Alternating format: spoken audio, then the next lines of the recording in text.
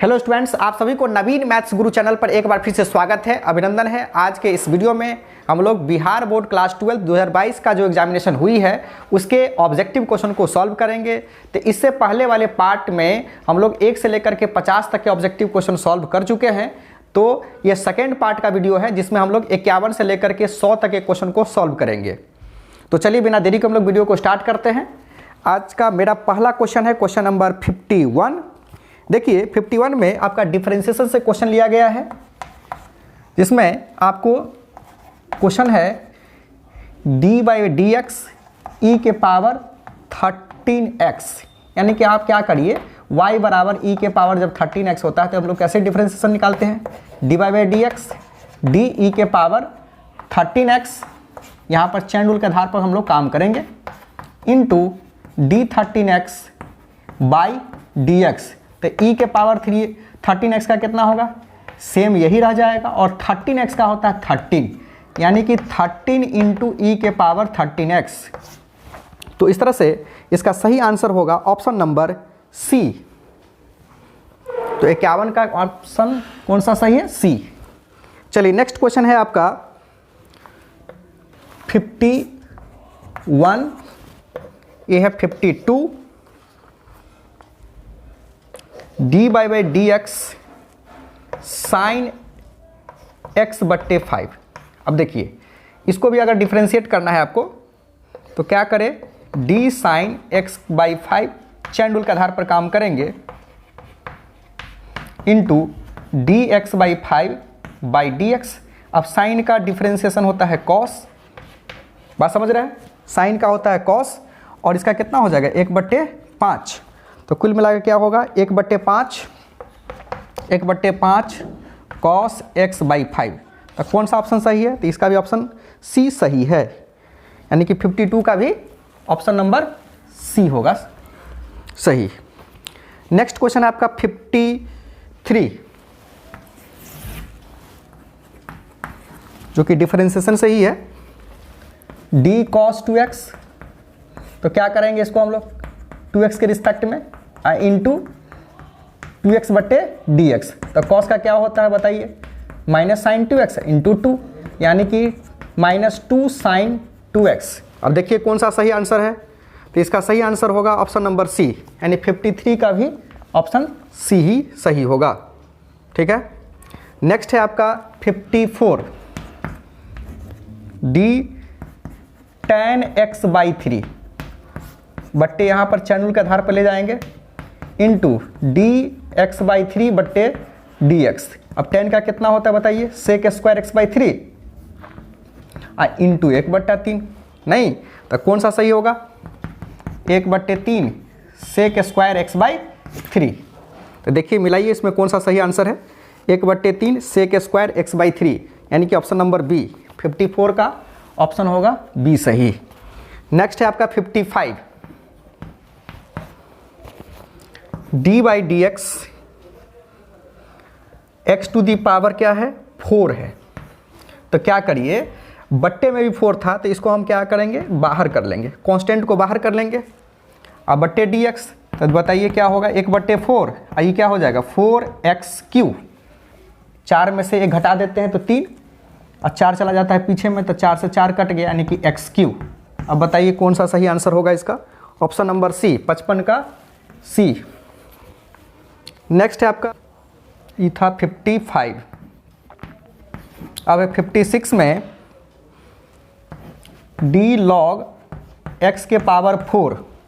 तो चलिए पहले हम चैन रूल के आधार पर ही क्वेश्चन को सॉल्व करते हैं, इंटू d x के पावर 4/dx।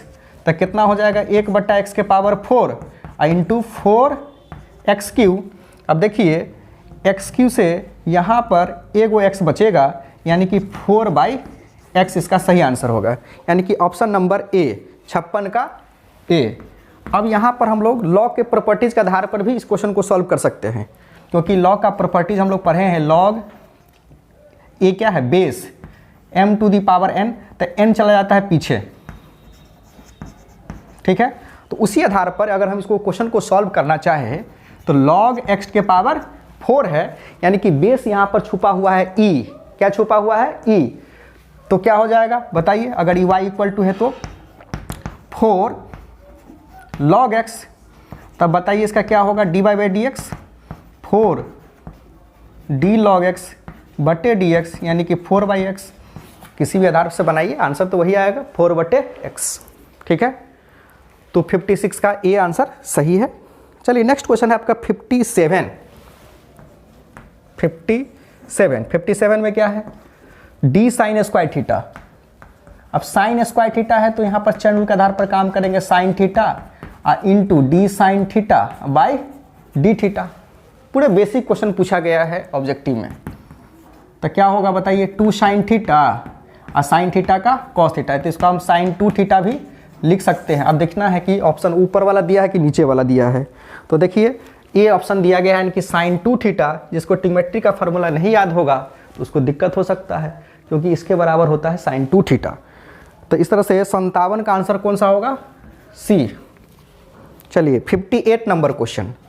58 नंबर क्वेश्चन के लिए हम क्या करें, यहाँ पर थोड़ा सा साफ करना होगा। समझ पा रहे हैं आप लोग? चलिए क्वेश्चन नंबर 58।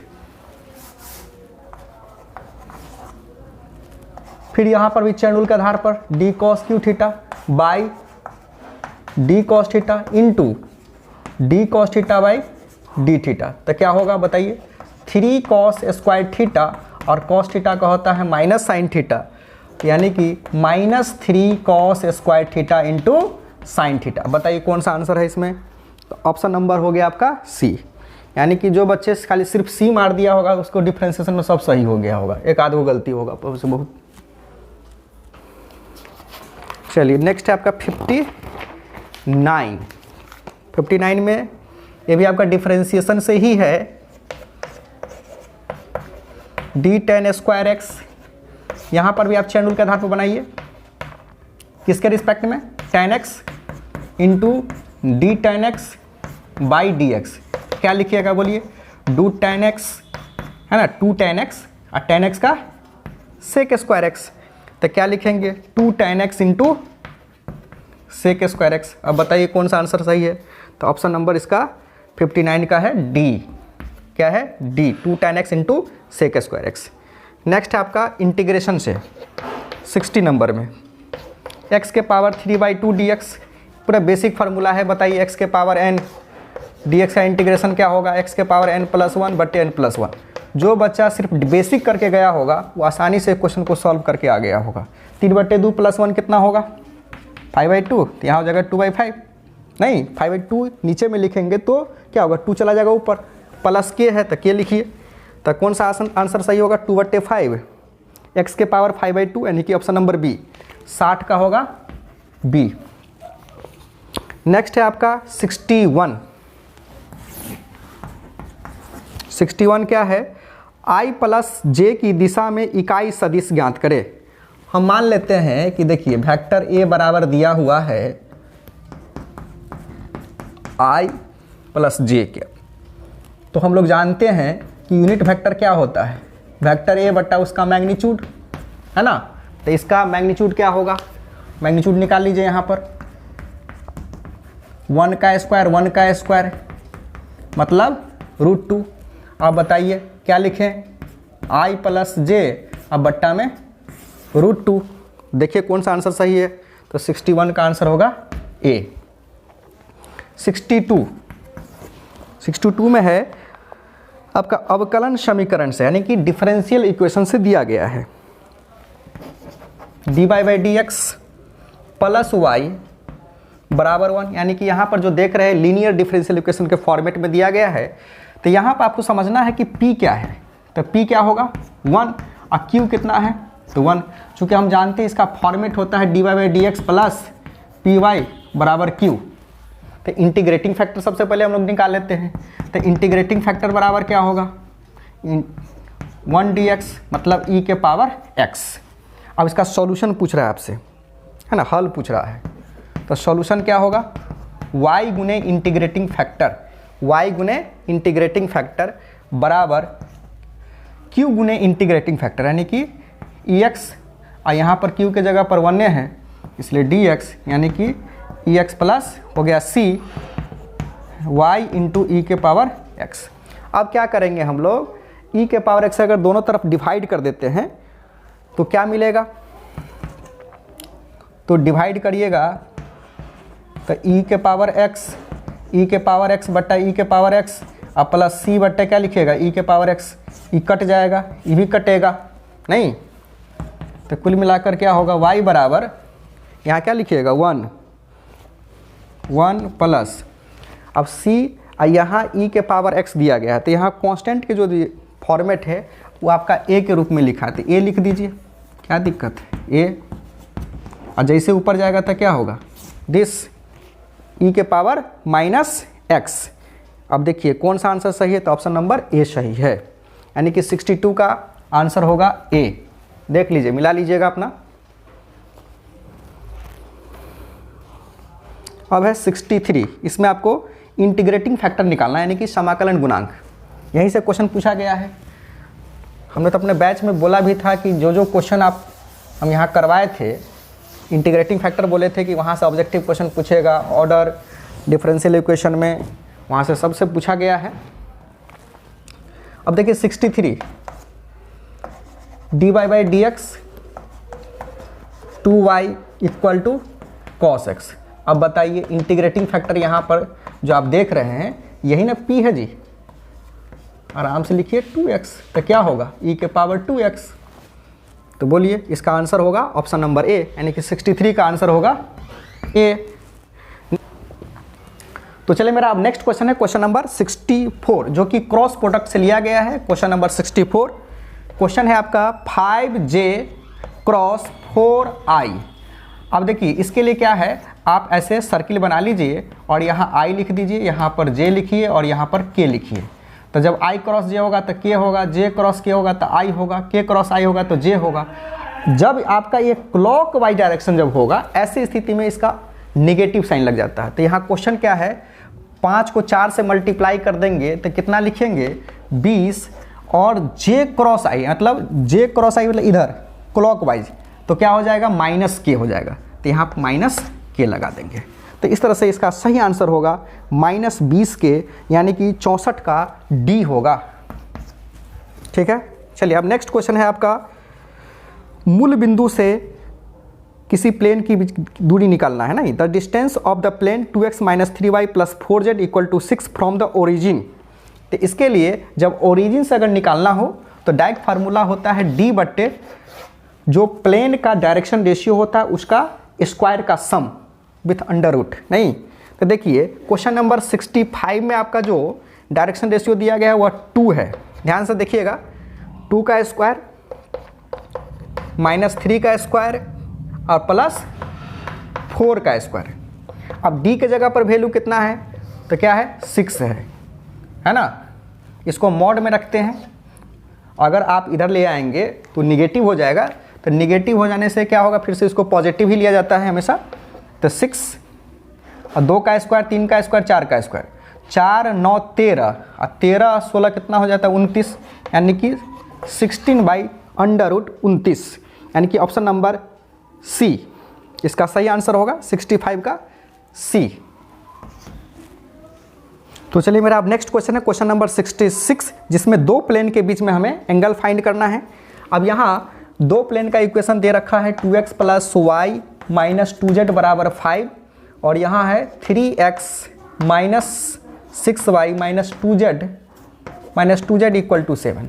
तो cos थीटा बराबर क्या होता है, देखिए a1 a2 b1 b2 c1 c2, यानी कि यहाँ y के कोफिशिएंट में नहीं कुछ है तो क्या होगा 1 लिया जाएगा। नहीं, देखिए 2 तिया 6, अब 6 को 1 से गुना करेंगे तो -6, -2 को 2 से मल्टीप्लाई करेंगे तो कितना होगा बताइए +4, अब बट्टे इसका स्क्वायर, मतलब इसका 2 का स्क्वायर, 1 का स्क्वायर, 2 का स्क्वायर, ऐसे लिखिए।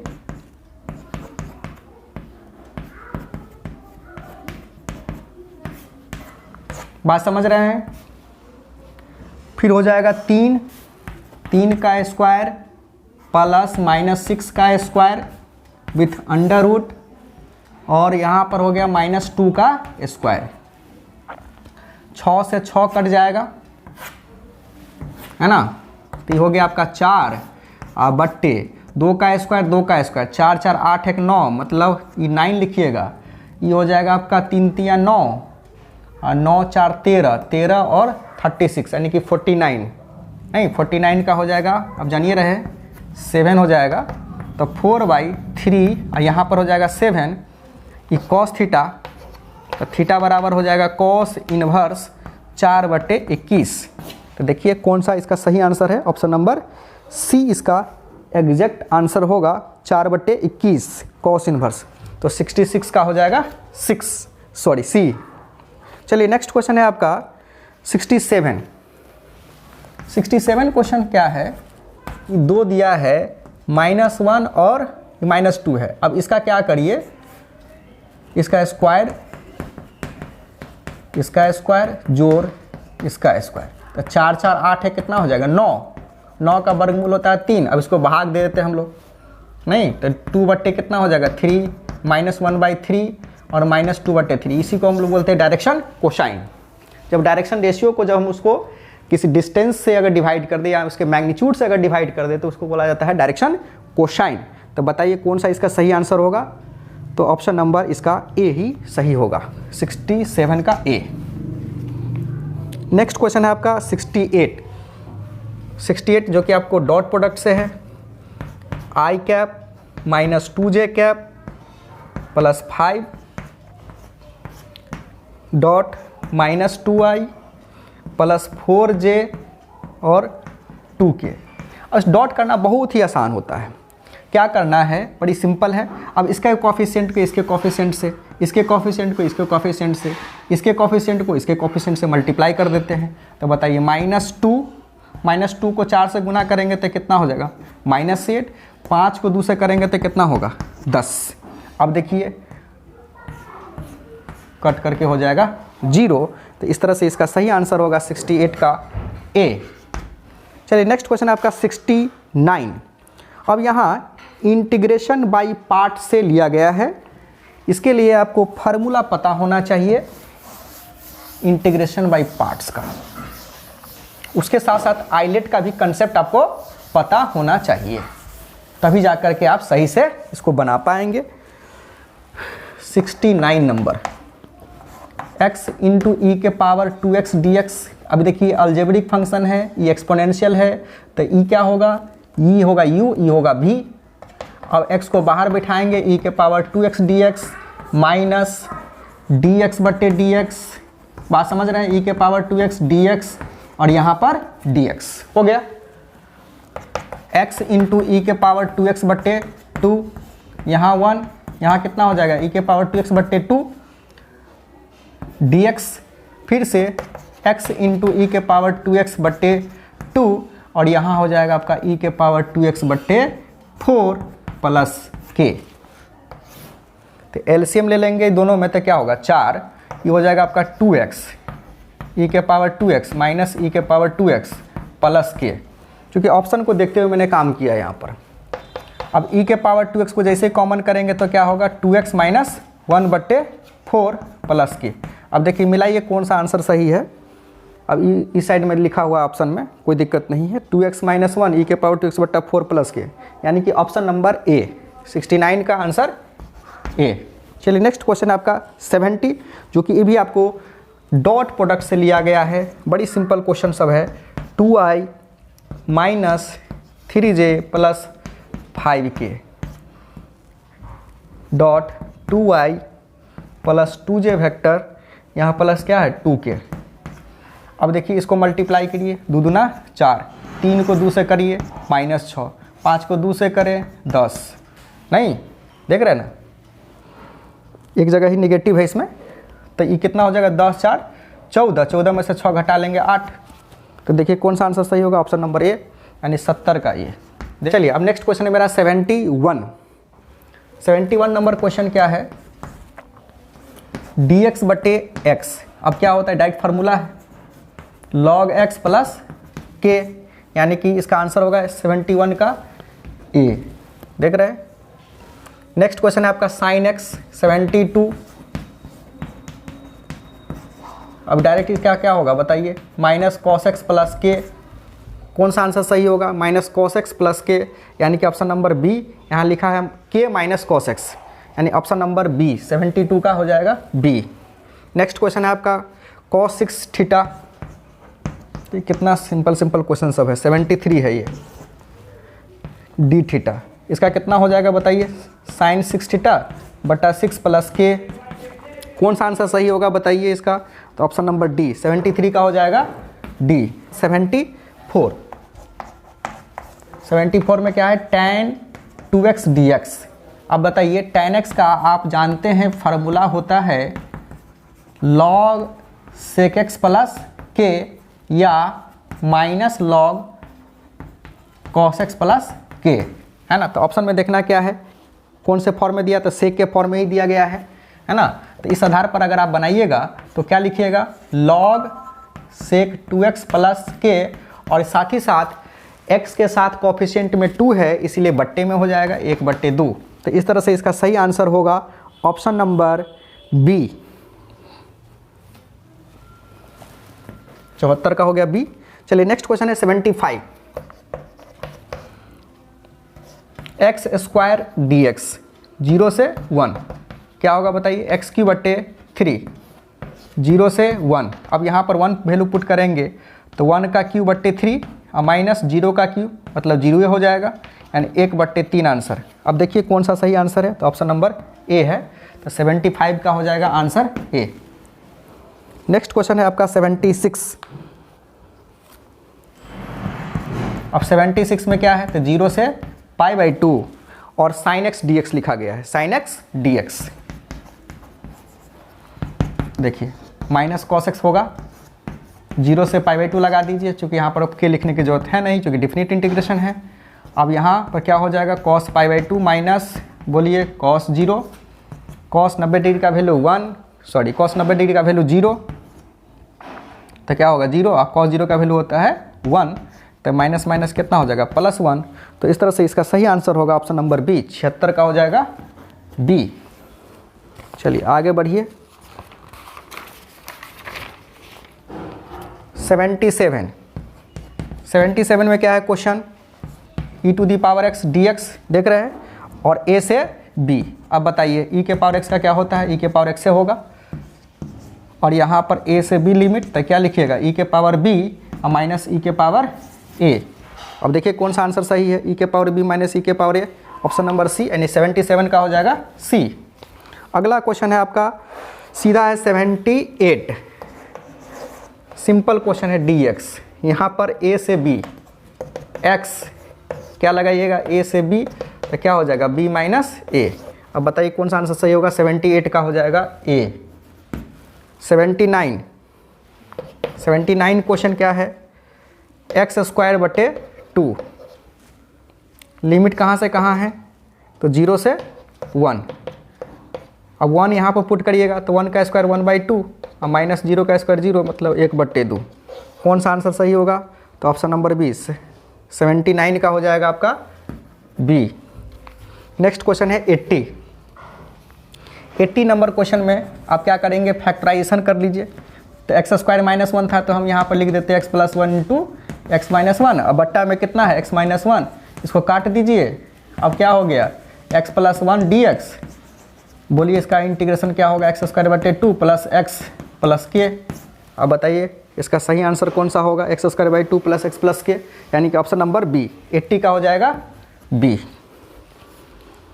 अब है नेक्स्ट है 81 जो कि मैट्रिक्स से लिया गया है। क्वेश्चन नंबर 81 जो कि मैट्रिक्स से लिया गया है। x बराबर दिया है 0 1 1 0 और आपसे पूछा जा रहा है x के पावर 8 का वैल्यू क्या होगा। तो सबसे पहले क्या काम करना है, x² निकाल करके देखिए, चेक करिए। मतलब 0 1 1 0 को मैं मल्टीप्लाई करूंगा 0 1 1 0 से, है ना। 0 1 1 0 लिख लिया। अब देखिए 0 को 0 से जैसे मल्टीप्लाई करेंगे 0, 1 को 1 से करेंगे तो +1, 0 को 1 से करेंगे 0, 1 को 0 से करेंगे 0, 1 को 0 से करेंगे 0, 0 को 1 से करेंगे तो 0 हो जाएगा। 1 को 1 से करेंगे 1 और 0 को 0 से करेंगे 0, यानी कि यह एक यूनिट मैट्रिक्स में तब्दील हो रहा है, देख रहे हैं। एक यूनिट मैट्रिक्स है। इसका मतलब x4 जब करेंगे हम लोग तो 1 0 0 1 करके देख लीजिए क्या आ रहा है, 1 0 0 1, और 1 को 1 से करेंगे तो कितना 1 0, 1 को 0 से करेंगे 0, 0 को 1 से करेंगे तो क्या मिलेगा आपको 0। अब पहला रॉ कंप्लीट हो चुका है, तो 0 को 1 से करेंगे 0, 1 को 0 से करेंगे 0, 0 को 0 से करेंगे 0, 1 को 1 से, यानी कुल मिलाकर यह स्पष्ट हो जा रहा है कि यह एक यूनिट मैट्रिक्स आने वाला है। ठीक है, बात समझ रहे हैं। फिर से अगर आप उसको मल्टीप्लाई करेंगे तो वही चीज़ मिलने वाला है 1 0 0 1, यानी कि इसका सही आंसर होगा 81 का ऑप्शन नंबर डी, एक यूनिट मैट्रिक्स बनेगा इसका। ठीक है, नेक्स्ट है आपका 82, question number 82। tan inverse x plus cot inverse x बराबर क्या होता है, डायरेक्ट π/2 होता है, तो 82 का इसका आंसर होगा कितना बी। नेक्स्ट है आपका, नेक्स्ट क्वेश्चन है आपका 83, जिसमें cosec इनवर्स 2 का मुख्य मान पूछा जा रहा है। तो देखिए अब पता करना है आपको कितना डिग्री का वैल्यू होता है 2 cosec में, तो cosec π/6 का, तो जब आप यहाँ पर लिखेंगे तो क्या होगा cosec π/6, इसका मतलब π/6। अब ध्यान देना है इसका कौन सा आंसर सही होगा, तो 83 का होगा सी ऑप्शन। नेक्स्ट है आपका 84, क्वेश्चन नंबर 84, जो कि बाइनरी ऑपरेशन से लिया गया है। ए बाइनरी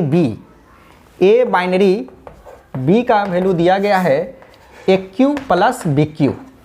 इसमें आपको पता करना है कि कम्यूटेटिव एसोसिएटिव लॉ को फॉलो कर रहा है कि नहीं, कि दोनों को फॉलो कर रहा है, कि एक ही को फॉलो कर रहा है, कि इसमें कोई भी नहीं फॉलो हो रहा है ना। तो क्रम विनिमय नियम का मतलब क्या होता है, सबसे पहले ही जानिए। क्रम को अगर हेर फेर कर देने से अगर कोई फर्क ना पड़े, बात समझ रहे हैं, तो इसको बोलते हैं हम लोग कम्यूटेटिव लॉ। ठीक है, जब हम यहाँ पर 1 ले लेते हैं और यहाँ पर 2 ले लेते हैं, तो 1 का Q प्लस 2 का Q कितना होगा बताइए, 1 प्लस 8 बराबर 9। अगर हम यहाँ पर आप 2 ले लेते हैं और यहाँ 1 ले लेते हैं तो क्या होगा, 2 का Q प्लस 1 का Q, देख रहे हैं, तो 8 प्लस 1 मतलब 9। यानी कि यह स्पष्ट हो जा रहा है कि क्रम विनिमय नियम को फॉलो कर रहा है, यानी कि कम्यूटेटिव लॉ को फॉलो कर रहा है यह।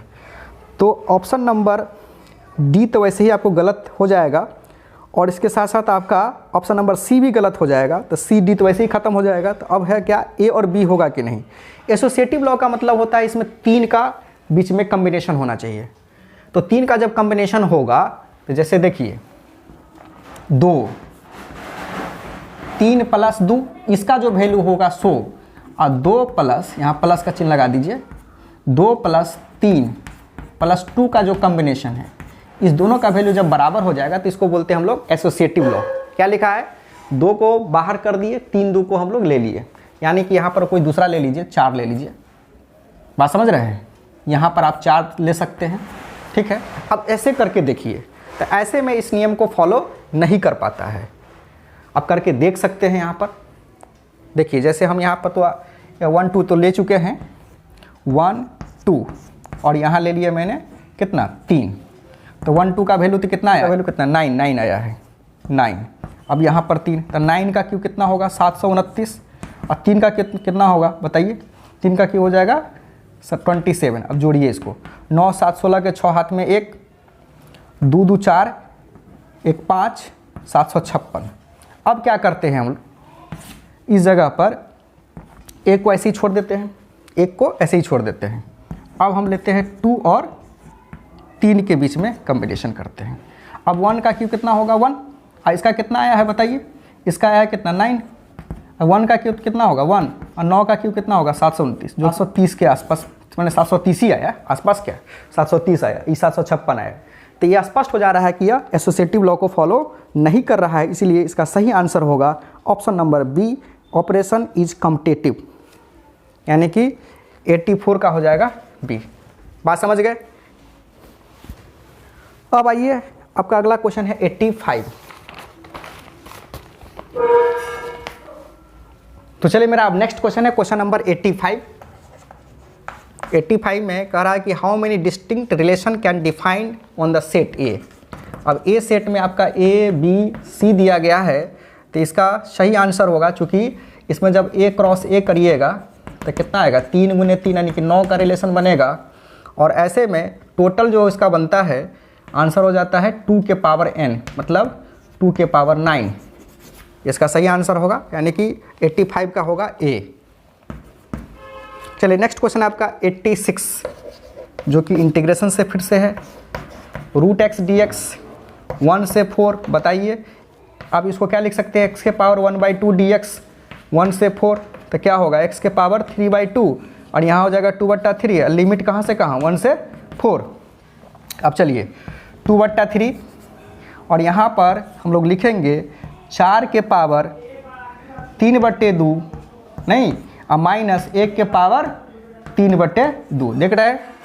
अब 4 को क्या लिख सकते हैं, 2 के पावर 2, 4 को क्या लिख सकते हैं 2 के पावर 2, यानी कि 2 का स्क्वायर और 3/2, मतलब 2 से 2 कट जाएगा और यहाँ तो 1 ही हो जाएगा, बात समझ रहे हैं। तो 2/3 और 2 के पावर 3 कितना 8, 8 में से घटेगा तो 7, यानी कुल मिलाकर के 14/3 मिलेगा आपको, 14/3। तो इसका सही आंसर होगा ऑप्शन नंबर ए, 86 का ए। नेक्स्ट है आपका 87। 87 में क्या है,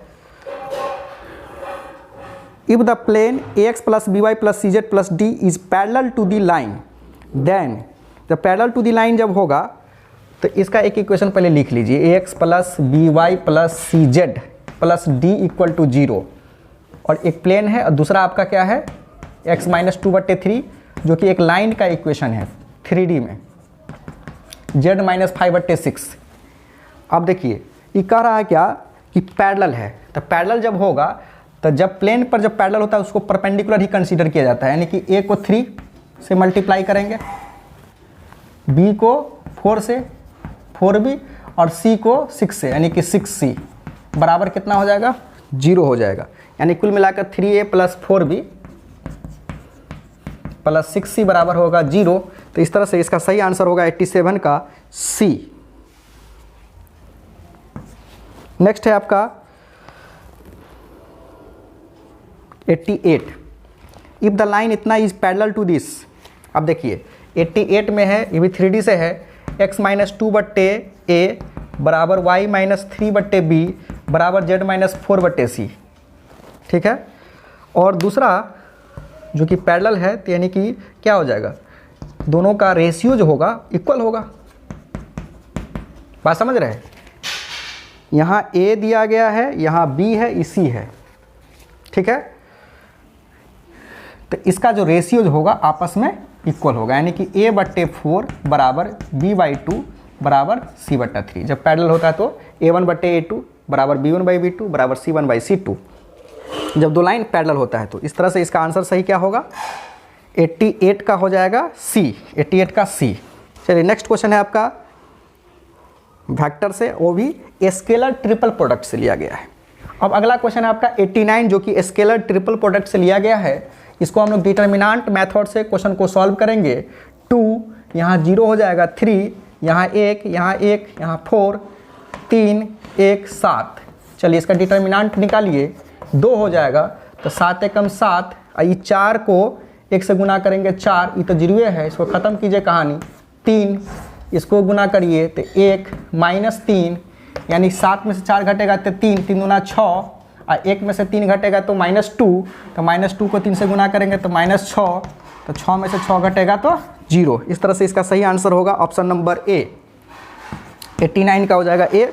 नेक्स्ट क्वेश्चन है आपका 90 है, तो लिखिए question number 90, tan inverse 1/7 plus tan inverse 1/13, तो लिखिए formula tan inverse x plus y, यानी कि 1/7 प्लस 1/13, 1/7 इंटू 1/13 नहीं 13। अब चलिए 13 7 का लघुत्तम कितना होगा 91, तो लिखिएगा 91, 13 प्लस 7 बट्टे 13 7 91 माइनस 1/91, 91 से 91 कट जाएगा, तो क्या लिखेंगे हम लोग tan इनवर्स 13 7 20, 13 7 20/90, यानी कि 0 से 0, tan इनवर्स 2/9। तो इस तरह से इसका सही आंसर होगा ऑप्शन नंबर बी, 90 का हो जाएगा बी, 90 नंबर बी हो जाएगा इसका सही आंसर। नेक्स्ट है क्वेश्चन नंबर 91, जो कि भी इन्वर्स ट्रिमेट्रिक फंक्शन से लिया गया है। 91 2 tan इनवर्स 1/2 को लिख सकते हैं हम लोग। फार्मूला होता है tan इनवर्स 2x, यानी कि 2 गुने 1/2 1 माइनस 1/2 का स्क्वायर। 2 से 2 कट जाएगा तो लिखेंगे tan इनवर्स 1/1 माइनस 1/4। तो बताइए क्या होगा। tan इनवर्स 1 4 में से घटेगा तो 3/4, तो 4 चला जाएगा ऊपर, यानी कि tan इनवर्स 4/3 मिलेगा। बात समझ पा रहे हैं आप। तो इस तरह से इसका सही आंसर कौन सा होगा, 91 का बी।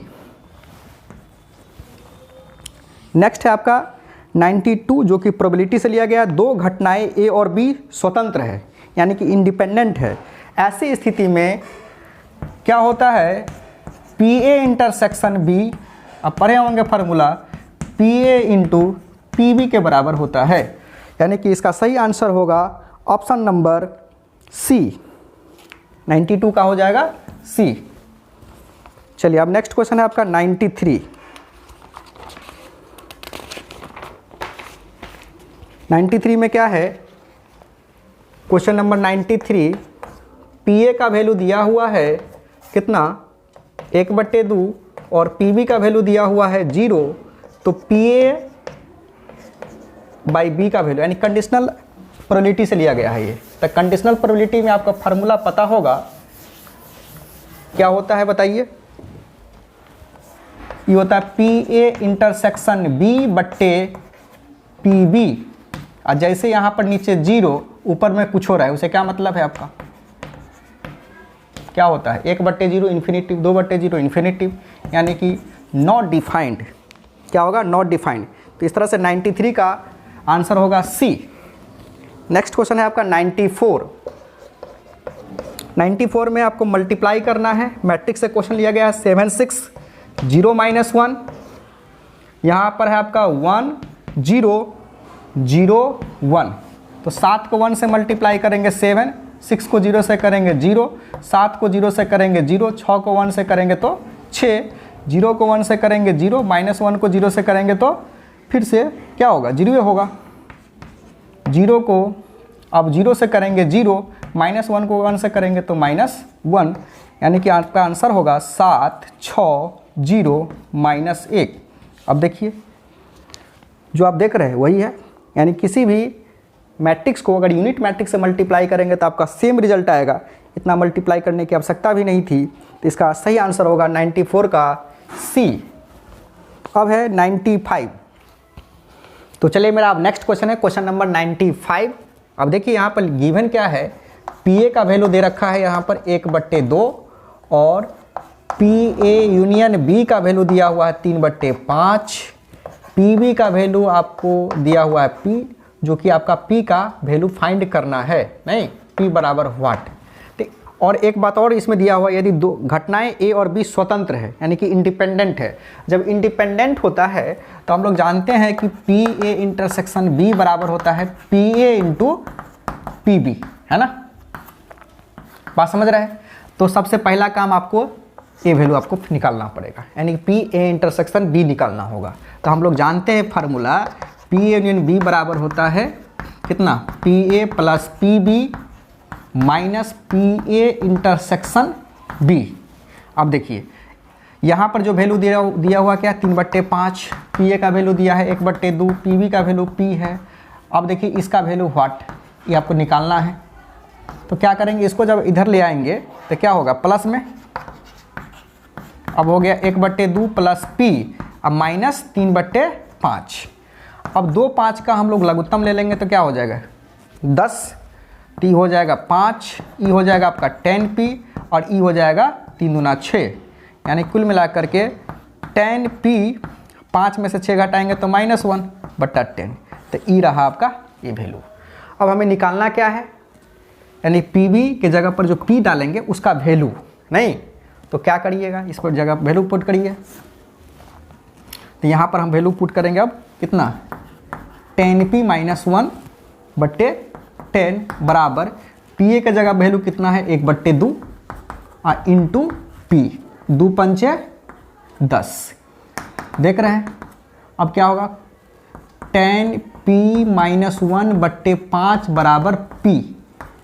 अब जब क्रॉस मल्टीप्लिकेशन आप जब करेंगे आप, तो 10p-1 बराबर कितना, 5p। कितना हो जाएगा, 5p। अब 5p को बुला करके इधर ले आइए, तो कितना हो जाएगा, 5p। 10 में से 5 घटाएंगे तो, और 1 को उधर भेज देंगे तो 1, तो p का मान कितना हो जाएगा, 1/5। अब देखिए कौन सा ऑप्शन सही है इसमें, तो ऑप्शन नंबर बी इसका सही आंसर है, 1/5। नहीं, चलिए अब नेक्स्ट क्वेश्चन है आपका 96, जो कि मैट्रिक्स से पूछा गया है। 1 0 5 6। अब बताइए इसका ऑर्डर कितना है, 2 रॉ है 1 कॉलम है, नहीं, और इसमें कितना है, 1 रॉ 2 कॉलम है। इसे कट जाएगा, इसका मतलब 2/2 का होने वाला है ना। अब देखिए 1 को 5 से गुना करेंगे 5, 1 को 6 से गुना करेंगे 6, 0 को 5 से करेंगे 0, 0 को 6 से करेंगे तो 0। तो इस तरह से देखिए कौन सा आंसर सही है इसका, 5600, यानी कि ऑप्शन नंबर डी 96 का हो जाएगा डी। नेक्स्ट क्वेश्चन है आपका 97। 97 क्या है, एक्स वाई एक मैट्रिक्स है जो कि इक्वल मैट्रिक्स है। जब इक्वल मैट्रिक्स होता है तो उसका कॉरस्पेंडिंग एलिमेंट भी इक्वल होते हैं, नहीं, कि आप जानते हैं 2x - 1 और 7। तो यहाँ से तो स्पष्ट हो जा रहा है कि y का वैल्यू 7 होगा और इसका वैल्यू क्या होगा, यानी x का वैल्यू क्या होगा, तो x बराबर 2x - 1, और 2x को इधर ले आइएगा तो क्या हो जाएगा, -x बराबर -1। तो इससे कैंसिल कर दीजिए, तो x का वैल्यू हो जाएगा 1 और y का वैल्यू 7। तो ऑप्शन नंबर बी इसका सही होगा, 97 का बी। नेक्स्ट क्वेश्चन है आपका 98। 98 क्वेश्चन को सॉल्व करना है अब, जिसमें हमें इन्वर्स फाइंड करना है। ये बहुत अच्छा क्वेश्चन है, टेक्निकल क्वेश्चन दिया गया है आपका। देखिए 3aq + 2a² + 5a + i = 0। आपको निकालना क्या है, ए इन्वर्स का मान। तो ए इन्वर्स निकालने के लिए क्या करिए, ए से भाग कर दीजिए दोनों तरफ। जैसे भाग करिएगा तो क्या होगा, 3a² ये हो जाएगा 2a, ये हो जाएगा 5 को हम यहाँ मैट्रिक्स के टर्म में जब लिखेंगे तो i लिखेंगे, यहाँ i/a मतलब a इन्वर्स बराबर 0। तो a इन्वर्स का मान जो होगा, ये जो आप देख रहे हैं तीनों जब उस साइड जाएगा तो निगेटिव हो जाएगा, 3a² - 2a और -5i। तो देखिए कौन सा आंसर सही है इसमें, तो ऑप्शन नंबर बी इसका सही आंसर होगा, 98 का बी। अब नेक्स्ट क्वेश्चन आपका 99, जो कि डिफिनिट इंटीग्रेशन के प्रॉपर्टीज पर आधारित है। 0 से 1 x 1 - x 10। NCERT में यहाँ पर क्वेश्चन दिया हुआ है n, तो आपको यहाँ पर लिख दिया 10। देख रहे हैं, अब प्रॉपर्टीज़ का हम लोग अप्लाई करेंगे। ये i है, 0 से 1 x के जगह पर लिखेंगे 1 - x। कौन सा प्रॉपर्टीज, याद कीजिए, 0 से a f(x) dx बराबर 0 से a f a - x dx, है ना। तो लगाइए यहाँ पर, तो 1 - x के पावर में 10 dx। तो क्या होगा बताइए, 0 से 1 x, 1 में से 1 घटेगा तो कैंसिल, और माइनस माइनस हो जाएगा प्लस, यानी कुल मिलाकर के x के पावर 10 हो जाएगा। अब मल्टीप्लाई कर लीजिए, x के पावर 10 और x के पावर 11, ये हो गया आपका dx। देख रहे हैं,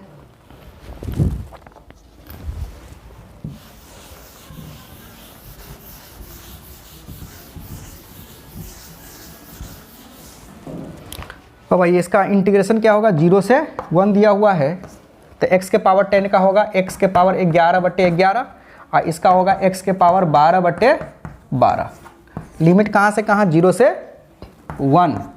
अब क्या करेंगे, पहले 1 वैल्यू पुट करेंगे, यहाँ पर क्या पुट करेंगे 1। तो लिखिए 1 के पावर 11 मतलब 1, 1/11 माइनस 1/ कितना हो जाएगा 12, और ये 0 जब पुट करेंगे तो सब तो 0 हो जाएगा। 11 12 का एलसीएम कितना होगा, 11 बरहन 132, यहाँ 12 माइनस 11 मतलब 1/132। तो देखिए कौन सा आंसर सही है, तो ऑप्शन नंबर ए 99 का आंसर हो जाएगा ए।